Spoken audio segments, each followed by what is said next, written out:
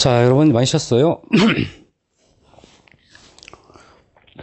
이번 파트는 이제 그 적산과 견적 파트예요. 교재 161쪽이죠.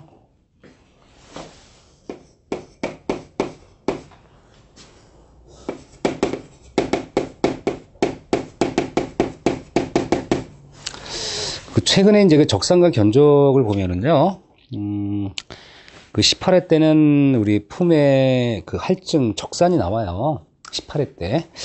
근데 요즘 그 사실 뭐 계산 문제에도 이제 가끔 나오긴 하죠. 나오긴 하는데 현재 유형이 이거 같아요. 그 지금 실제 경향과 그 앞으로 예상을 얘기하면요. 이 사실은 이 견적이라는 것은 우리가 비용이 들어가기 때문에 이것은 사실은 뭐 기본 개념만 알면 되고요. 사실 적산을 하는 요 기술을 많이 요구하는 것 같아요, 최근에. 특히 뭐 적산이라고 해서 뭐 특별히 어려운 기술보다는, 우리 도형. 어떤 건축 그 도면을 도형으로 생각하고, 요거에 관련된 어떤, 산수, 계산할 수 있는 문제라든가.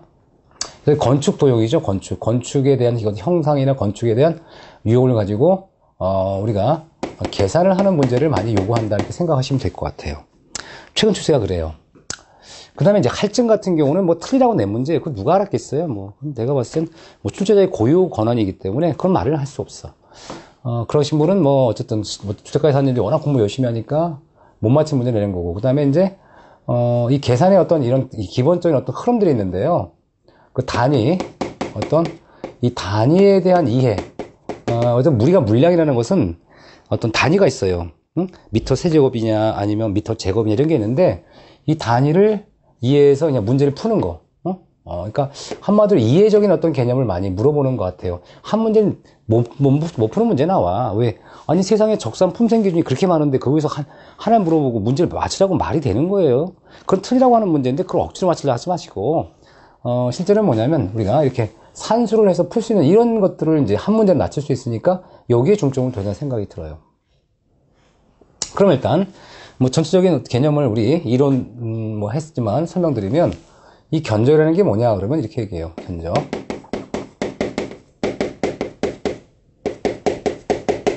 이거죠. 이 가격을 구성하는 게 견적이잖아요. 그럼 이 수량인데, 응?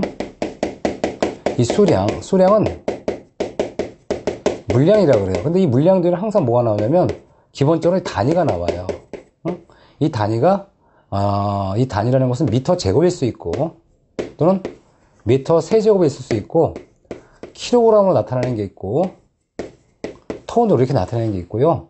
이렇게 단위를 나타내지 않고 이제 일식이라고 했어요. 일식. 응? 일식이라는 건 뭐냐면 그 안에 다 이것저것 포함되어 있어서 그냥 예를 들어서 얼마의 금액이다라고 산출하는 방법도 있을 수 있어요. 하지만 대부분 요거 외에는 요거 예외죠.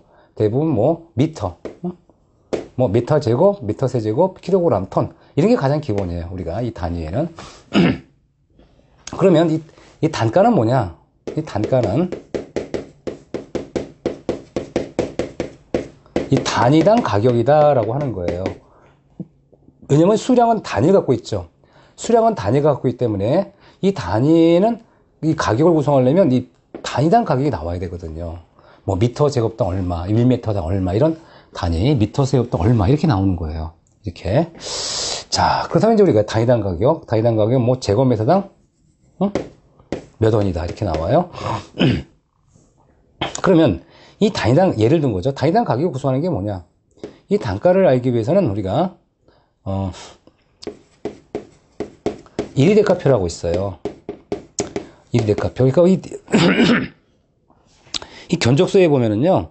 견적서에 보면 우리가 이제 적산을 하는 걸 토대로 해서 이 견적서를 만들겠죠. 그럼 일단 요 단위당 가격은 예를 들어 도장공사다 그러면 도장공사에 필요한 각 뭐 여러 가지 종합적인 비용을 쭉 산출해요. 1제곱미터를 만드는데 뭐 어떤 비용이 들어가는지 여러 가지 유형이 있겠죠. 뭐 재료들 단가, 노무 단가 이렇게 해가지고 쭉 해서 1제곱미터당은 얼마라고 하는 합계 금액이 나와요. 그럼 이 합계 금액을 그 도장공사 1제곱미터당 얼마라는 금액을 산출하는 근거가 되는 거예요. 이렇게 해서 이제 우리가 이대가표 연동이 돼 있는 거예요. 그럼 일단 이대가표에서 나와 있는 이런 각각 이 비용은 또 우리가 그 가격이 필요하겠죠. 가격. 그러니까 시중에서 유통되는 그 물가 자료가 있는데 그때 적산하는 그 견적을 하는 당시에 이 물가 자료와 연동해서 이렇게 필요한 금액, 뭐 재료비나 노무비 같은 게 다 이렇게 적용이 되는 거예요. 그러니까 물가 자료는 일정하지가 않잖아요. 근데 우리나라는 물가 자료가 좀 계속 올라가지만 일부 자료는 떨어지는 것도 있거든요. 휘발유 값이 떨어지면 연동되는 것도 있고, 그래서 이 물가 자료를 연동해서 이대가표 만들고, 이대가표에서 어떤 단위당 가격이 나오면 이것을 단가로 이렇게 적용시켜서 견적을 이루는 겁니다. 가격을 이루는 겁니다. 이런 기본적 흐름이 좀 이해를 해야 되는 거예요. 그래서 우리는 이런 얘기를 하잖아요. 우리가. 그래서 이 견적이라는 것은 수단가니까 이 수량이라는 것을 우리 산출하는 이 행위가 바로 뭐예요? 수량을 산출하는 이 행위가 바로 이 적산이에요, 적산. 요 수량을 산출하는 요 기본 개념이 적산이라 하니까 이 적산은 굉장히 협의적 개념이고 이 견적이다 그러면 광의적 개념으로 우리가 보는 겁니다. 근데 이 견적을 구분할 때는 이렇게 크게 두 가지로 보통 구분하죠. 이 계산 견적이냐 명세는 상세한 견적을 얘기하는 거죠. 계산은 계략적. 그래서 뭐 평당 금액이라든가 단위당 금액이라든가 해서 뭐 건축물이 뭐 몇 제곱이야, 연면적이 얼마다 그러면 그래 뭐 1제곱미터 얼마 정도 금액을 뭐 퉁쳐가지고 계략적으로 조사할 때 요번에 옥상방수 해야 돼. 근데 옥상방수 우리 물량 산출하지 않고 옥상 우리 지금 몇 평이야? 얼마 정도 들어가요? 그러면 얼마 이렇게 퉁치는 거죠. 그 명세견적은 상세 견적하는 거예요. 상세 견적이라는 것은 기본이 뭐 설계도서죠. 이 설계도서에 의해서 물량을 산출하는 거예요. 이렇게 설계도서, 설계도면이나 구조계산서라든 각종 계산서 가지고 물량을 산출하고요. 그 다음에 이제 이대가표, 물가자료에 의해서 이대가표 만들어서 단위당 가격을 만들고. 그럼 뭐가 돼? 아주 상세하잖아요. 시간도 오래 걸리고. 이게 명세견적이에요. 명세견적. 그래서 우리가 명세견적 아주 상세하다는 얘기고, 보통 최종견적, 상세견적, 입찰견적을 입찰견적, 명세견적이라 입찰견적, 그렇죠? 입찰할 때 상세하게 해야 되니까 이런 얘기를 하는 거고요. 계산견적이다 그러면 뭐 개념견적, 또는 뭐 기본견적 이렇게 얘기한다는 거예요. 기본. 개념견적이나 기본견적이라 하더라. 계략적 공사를 산출할 때 편리한 거고요. 근데 공사가격이 구성요소입니다. 그러면 이 공사 가격, 최종 가격이죠. 이 공사 가격. 이걸 어떻게 구성하느냐? 이 공사 금액을 얘기하는 거잖아요. 그래서 얘는 견적 가격이 되겠지. 최종적인 견적 가격, 최종적으로. 자, 그 다음에 이제 그렇다면 그 총공사비라는 것은 무엇으로 구성됐냐 그러면 총원가와 이윤이다. 총 원가 더하기 여기다가 이제 부가세 같은 게 들어가긴 하죠. 이윤에다가. 하지만 어쨌든 부가세가 안 들어갈 수도 있으니까. 자, 총원가. 원가라는 것은 우리가 원가 가장 기본적으로 내가 이윤을 뺀 나머지를 총원가를 하잖아. 이윤을 뺀 총원가. 그래서 가끔 물건 사러 가면 그러죠. 이거 이윤 없이 주는 거예요. 물론 이윤 없이 장사하는 사람이 있겠습니까? 없겠지. 하지만 그래도 싸게 줬다는 걸 이렇게 표현하죠. 예, 이윤 없이 주는 겁니다. 그래서 총원가 이윤이고. 그럼 총원가는 뭐냐? 총원가는 공사원가. 원가가 있으니까 이 중에 공사원가가 있고, 그렇죠? 이렇게 더하기 일반 관리비가 있더라. 이렇게 구분합니다. 그럼 여기서 이제 우리가 일반 관리비가 아주 중요하죠. 왜 중요하냐? 이 공사의 원가라는 것은 현장에 들어가는 이런 총 비용을 얘기해, 사실은. 이 현장에 주로 현장에서 지출되는 비용이고, 일반 관리비는 본사 영업사원 비용, 본사의 영업 직원들의 그 비용을 얘기해요. 왜? 아니, 일을 따라 가는데 본사 영업 직원도 일을 했을 거 아니에요. 근데 현장에 있는 사람들만 비용을 산출하면 그것이 원가가 있어요? 아니죠. 본사에서 손해가 나면 안 되니까, 본사 영업 직원의 활동비 이런 것들을 다 일반 관리로 하는구나. 그 다음에 이 공사원가가 이제 중요한 거죠. 왜? 공사원가는 결국 현장에서 처리할 비용이 되잖아요. 응? 비용. 그렇다면 이 그 공사 원가는 순공사비 현장 경비. 응? 왜냐면 현장에도 여러 가지 공사 구축물을 만드는데 간접적으로 우리가 들어갈 수 있는 여러 가지 경비 같은 게 있거든요. 현장에 들어가기 위해서는 건물만 짓는데 돈을 쓰는 것이 아니라 우리 건물을 그 짓는 과정에 필요한 여러 가지 현장에 경비 같은 게 들어갈 수 있어요. 경비 이런 것들이 이제 추가가 돼야 되고요. 그래서 이제 이 공사 원가에는 현장 경비와 순공사비가 필요하더라.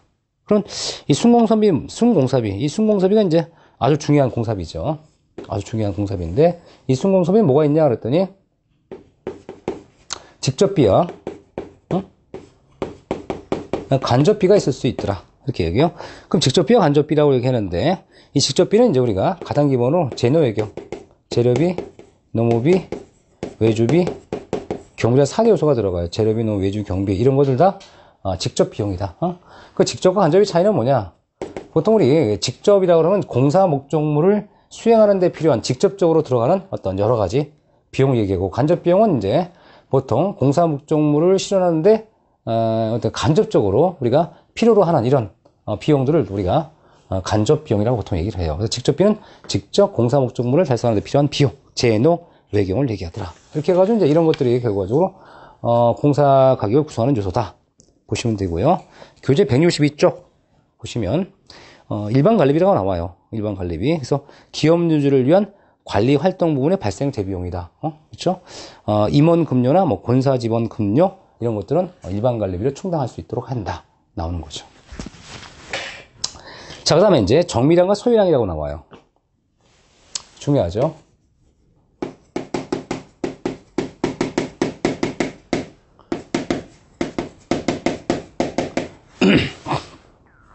그러면 뭐가 더 클까요? 당연히 소유량이 크겠죠, 그죠? 소유량이. 그러면 소유량은 뭐냐? 그러면 얘는 정밀량에다가 할증량, 부가적인 양이죠. 그러니까 당연히 정밀량보다 소유량이 크고요. 실제로 물건에 대한 재료에 대한 정밀량이다. 그러면 실제로 재료의 소유량은 구입량이 돼요. 구입량. 그럼 이 정밀량과 소유량의 차이를 아주 간단하게 말씀드리면, 자, 여기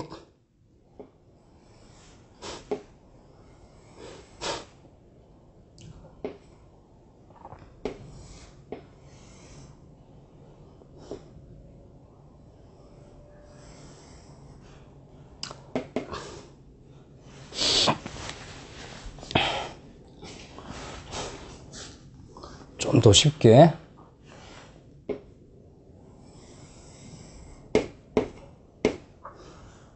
1m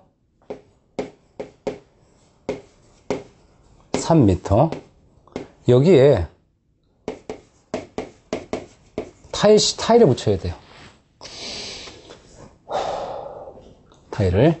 그럼 이 타일에 붙인 그 계산상 면적은 얼마냐 그랬더니 1 곱하기 3이니까 3제곱이란 그 벽면 있죠?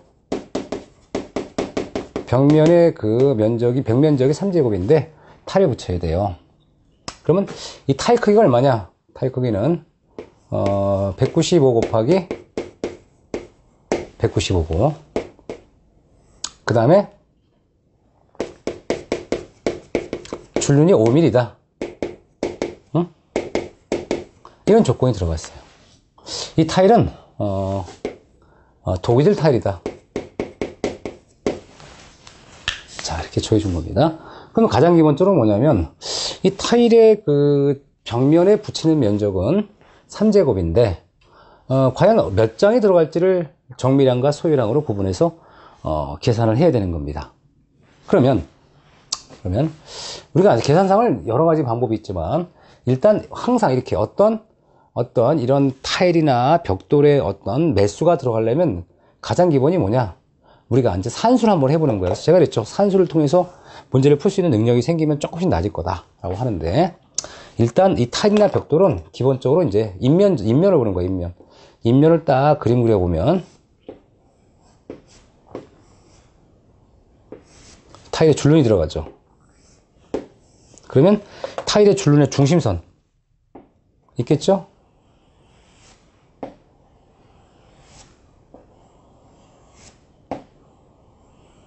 그럼 중심선 치수의 사이즈가 얼마냐 그러면 195에다가 이게 195죠. 이게 5mm니까 2.5mm 더하고 아래 2.5 더하면 195 더하기 5니까 결국 200mm가 되네. 여기도 200mm가 돼요. 200mm라는 것은 0.2m 0.2m를 얘기할 수 있죠. 그러면 아주 단순하게 생각하면 자 이것들을 다시 1m 1m에 들어가는 개수 생각해 보세요. 그러면 우리가 1m에 몇 장 들어가는지 알기 위해서 타일 나누기를 하겠죠. 타일 나누기 하면 하나, 둘, 셋, 넷, 5장 들어가요. 타일 나누기 하면 하나, 둘, 셋, 넷, 5장 들어갑니다.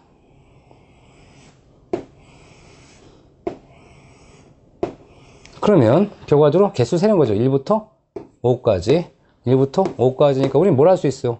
5, 5, 25 25매가 들어가네. 1제곱미터에 타일이. 그러면 이걸 거꾸로 얘기하면 25매가 어떻게 나왔느냐? 그러면 1 나누기 어떻게 했어요?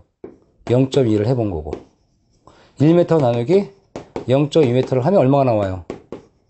5줄 나오고 5줄 나오고 그래서 5 곱하기 5는 25가 나오는 거예요. 그러면 이것을 산수로 하는 거지. 응? 자, 1제곱미터당 타일 매수를 알기 위한 공식이 뭐냐?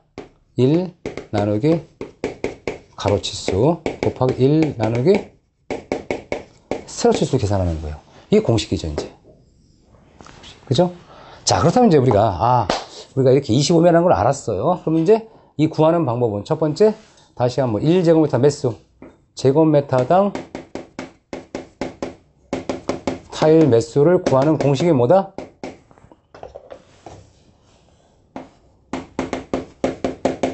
가로치수 타일에 세로치수. 근데 여러분이 이건 몰라도 되긴 하는데 이렇게 계산하나 일이 똑같이 들어가죠? 어떻게 해도 돼요?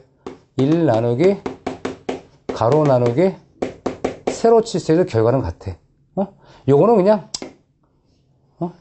모르면 그냥 몰라도 되는데 그냥 이렇게 하면 더 빨라요. 1 나누기 가로 나누기 세로치수는 그냥 바로 나옵니다. 실제로 이렇게 계산을 하는 거예요. 계산했어요. 그랬더니 얼마가 나왔다? 그랬더니 25매가 나왔다. 제곱미터당. 그러면 우리가 전체 타일에 붙이는 면적이 얼마야? 3제곱이죠. 그럼 알 수 있겠네. 그러면 우리가 3제곱에다가 단위를 재보세요. 25매 제곱미터죠. 그럼 항상 우리는 뭐야? 약분이 되죠. 이렇게 소거가 되는 거예요. 소거. 그럼 우리는 결과적으로 뭐야? 3 곱하기 25매. 그렇죠? 이게 바로 뭐야? 우리가 필요로 하는 정미량이죠. 정미량 75매가 되겠네. 그렇죠? 3, 5, 15, 하나, 3, 2, 5, 75, 그죠? 예. 이 정미량을 갖다가 여기다 붙일 수 있어요. 붙일 수 있는데 우리는 무슨 생각을 해?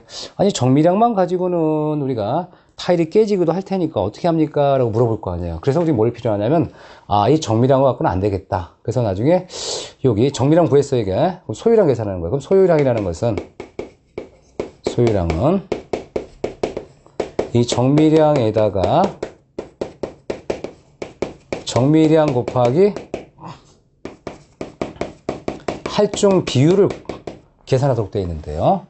이거는 다시 얘기하면 원래 이 정미량 그대로 집어넣으면 75매에다가 더하기 75 곱하기 할중률이 얼마냐 그러면 0.03 3%거든요.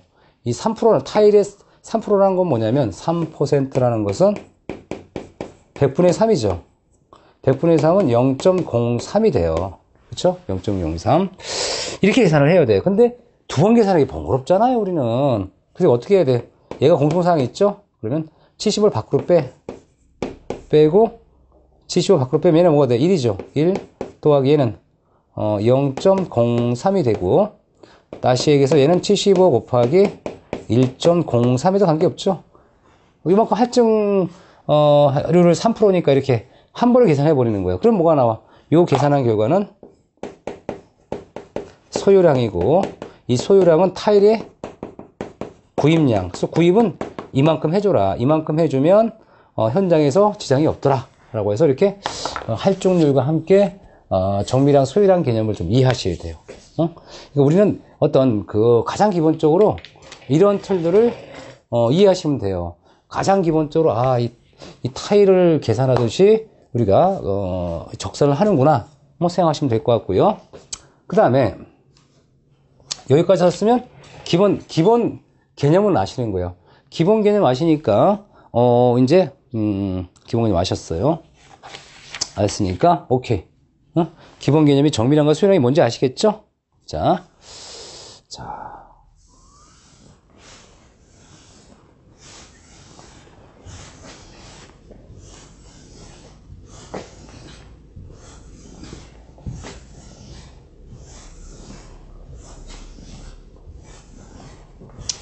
이제 이 다음 진행할 내용이 뭐냐면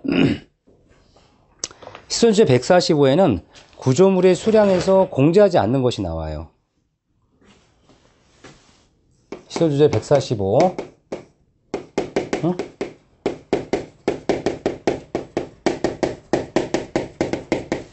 이 공제하지 않는 것이 나와. 공제하지 않는 거.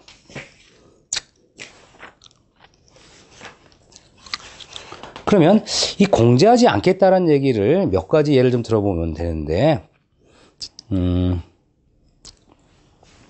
첫 번째 이제 공제하지 않는다는 개념. 이걸 좀 멀리 좀 설명해 줄게요. 우리가 어떤 철판을 사야 되는데 철판의 모양이 이렇게 생겼어요.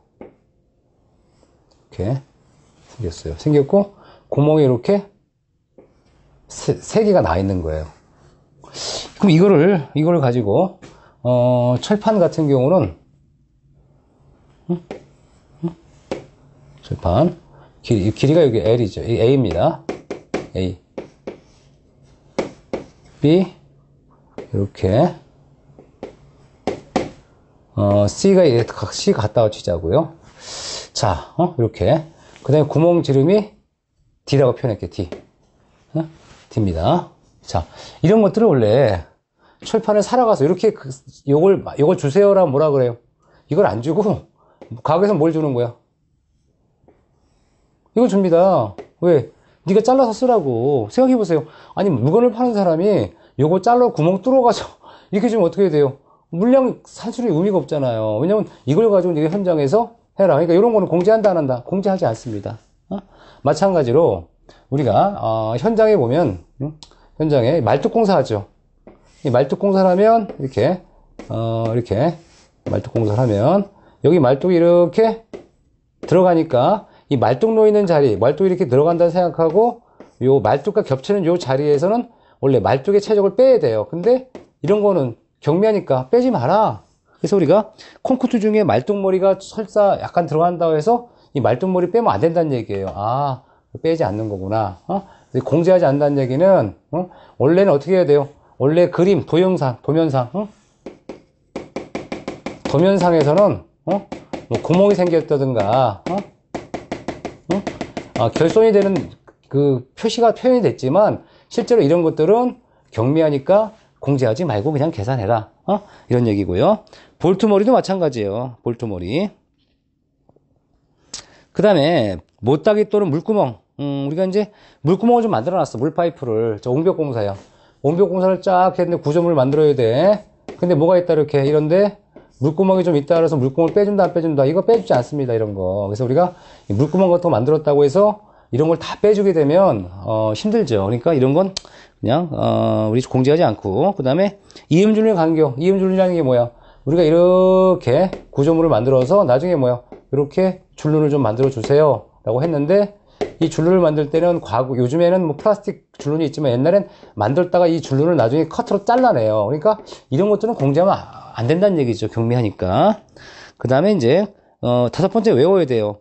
포장공정 1기소상 0.1제곱 이하의 구조물짜리. 중요한 게 0.1제곱 이하예요. 외워야 되죠.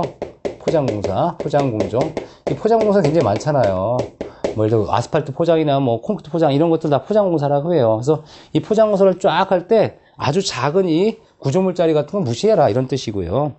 그 다음에 강구조에 아까 리벳구멍 얘기한 것처럼 강구조 리벳구멍 뚫었다고 해서 그 자리에 공제하면 돼? 안 된다는 얘기고. 자, 철근 중에 철근 아주 중요한 거야. 철근. 자, 여기 구조물을 봤더니 구조물을 봤더니 여기 철근이 이렇게 들어가 있어요. 이렇게 몇 가닥이. 그렇다고 이 구조물에서 뭐를 빼는 거예요? 철근이 콘크리트 최적할 때 이 콘크리트 최적을 계산하는데 얘는 최적으로 하죠. 이때 얘를 다 빼면 돼야 안 돼? 안 된다는 얘기. 얘는 무시하라는 얘기예요. 무시. 철근 위치는 무시해라 이런 얘기입니다. 시험에 한 몇 번 나왔었죠 이게요. 그 다음에 그 시설주제 146. 이 146은 이제 각 재료의 단위 중량이에요.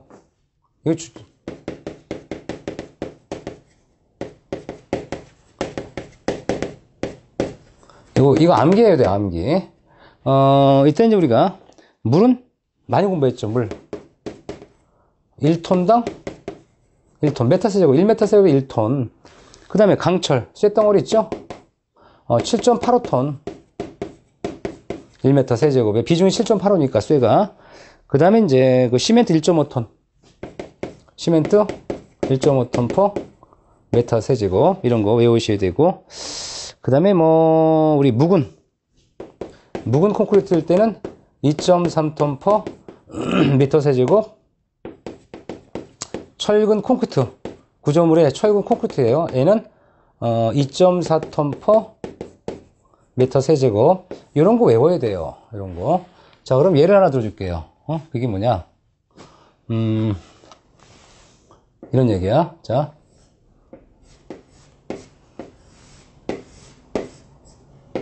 여기, 1m 높이가 2m예요. 이때, 요 재료, 첫 번째 얘야. 이게 물이다. 이때, 몇 톤이냐?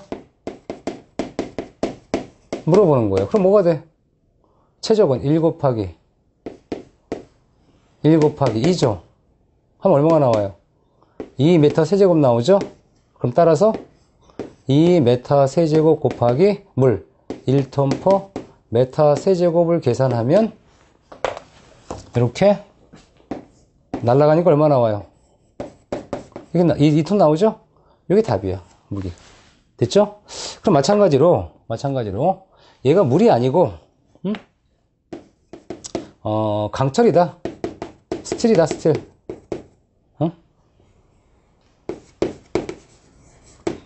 몇 톤이냐?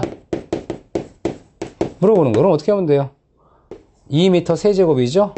곱하기 7.85 톤모 세제곱 곱하면 날라가면 얼마가 돼요? 얘는 2 곱하기 7.85 톤이다. 이렇게 나오는 거예요.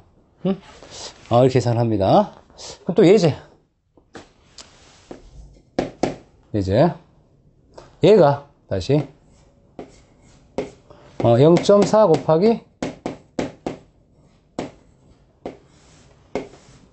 높이가 5m예요. 요런 게 몇 개 있다? 10개 있어요, 10개. 이렇게. 이때, 첫 번째, 알트, 첫 번째. 묵은 구조야. 묵은 구조일 경우, 몇 톤이냐? 물어보는 거야. 그럼 어떻게 해야 돼요? 자, 0.4m 곱하기 0.5m 곱하기 5m. 응? 그쵸? 그 다음에 얘가 단위가 뭐야? 미터 세제곱 나오죠? 응? 여기다 몇 개? 10개 하면 몇 미터 세제곱 나오죠? 그럼 여기다 뭘 곱하면 돼? 여기다 묵은이니까 곱해주면 날라가죠? 그럼 뭐만 돼? 숫자만 계산하면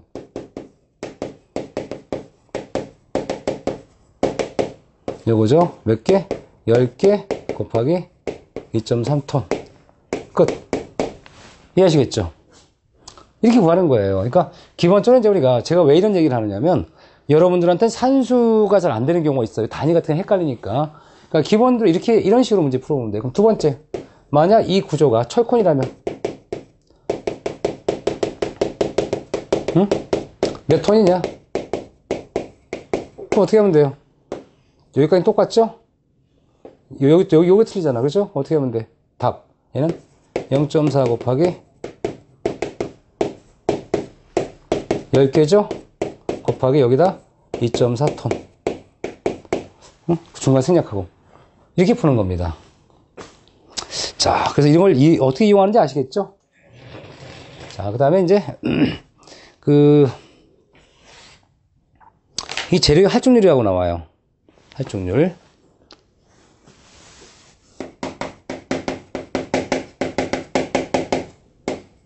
이건 암기하는 거예요. 뭐 제가 도와줄 수 있는 방법이 없어요, 암기. 왜냐면, 근데 이 재료 할중률도요, 기본에서 나와야지 너무 세세하게 문제를 내면 되겠어요.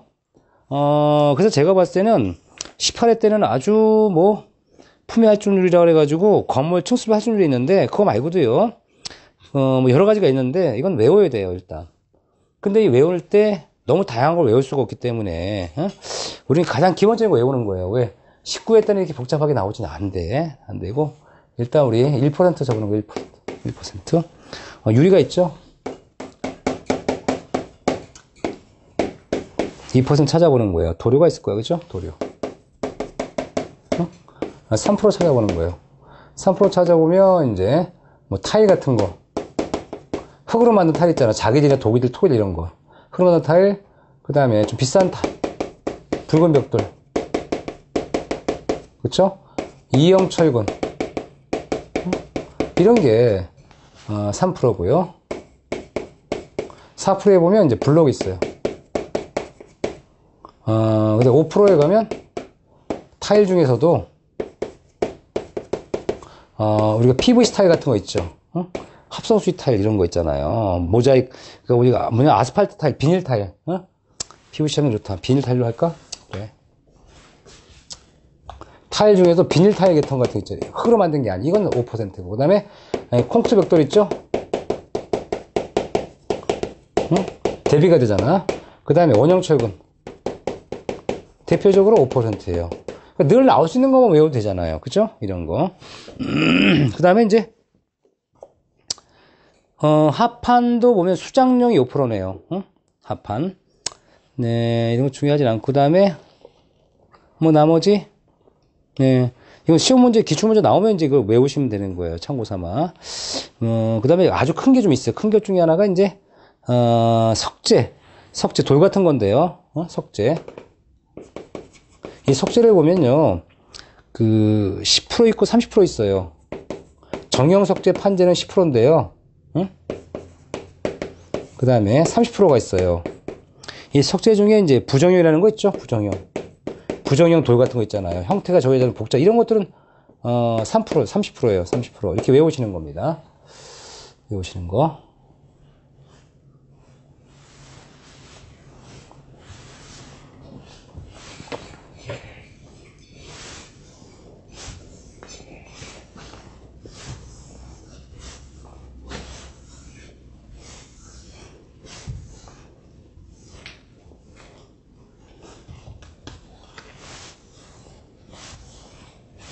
자, 그 다음에, 우리가 이제 품위 할중률이라고 나오죠. 163쪽에.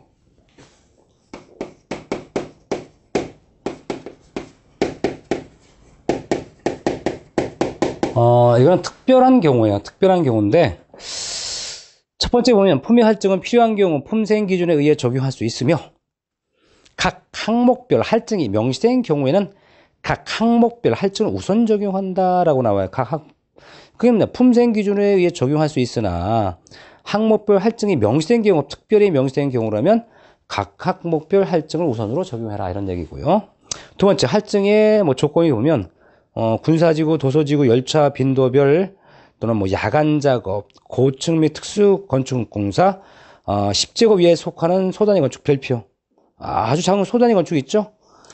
이런 것도 별표. 그 다음에 지세, 뭐 평탄지나 뭐 굉장히 굉장히 강하냐, 또는 지형, 강을 건너야 되고 계곡을 건너냐, 그렇지 않느냐, 위험, 건물 층수별, 유해별, 고온, 고압기 접근 작업이냐, 특수 작업, 위에 기사항. 한마디로 뭐냐면, 우리가 보통 조건 있잖아요. 응? 일반적인 보통 조건의 물량을 산출하는데, 이때 별도의 항목이 있을 수 있어요.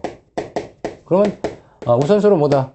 이 별도의 항목을 중심으로 봐라. 근데, 이런 품을 할증한다는 얘기 뭐냐? 우리가 특별한 경우 있어요. 특별한 경우란 얘기 뭐냐면, 우리가 일반적 경우보다 훨씬 더 우리가 공사의 난이도가 좀 있을 때, 공사의 난이도가 바뀔 때, 이럴 때는 조금 더 어떤 우리가 할증을 줘야 된다는 거예요. 예를 들어서 건물 높이 높아요.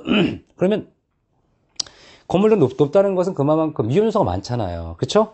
그러다 보니 대표적으로 이제 건물의 층수별 할증률이 있는데, 우리가 1층,